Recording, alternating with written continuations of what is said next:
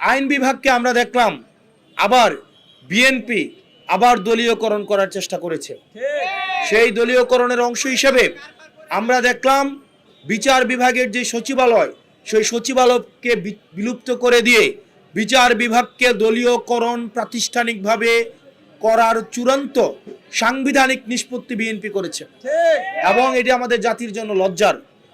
আমরা 5 আগস্টের পরে আমরা বিচার বিভাগের স্বাধীনতার দিকে আমরা ধাবিত হচ্ছিলাম।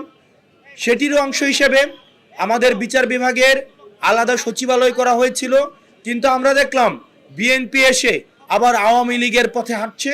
এই সচিবালয় বিলুপ্তি করে দিয়ে এই বিচার বিভাগকে আইন মন্ত্রণালয়ের অধীনে নিয়ে এসে বিচার বিভাগের স্বাধীনতা হরণ করেছে।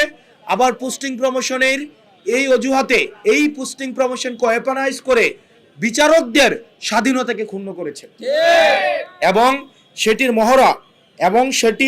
মহড়া আমরা ঝিনাইদহ দেখতে পাচ্ছি। বিচারকরা স্বাধীনভাবে, আমাদের মনে হয় না এই যে কর্মকাণ্ডগুলোকে যদি আমরা বিশ্লেষণ করি, আমাদের মনে হয় না বিচারকের রায় বিচারালয়ে বসে হয়। আমাদের মনে হয় সেটাও ঢাকা থেকে সেটার রিমোট কন্ট্রোল পরিচালিত হয়।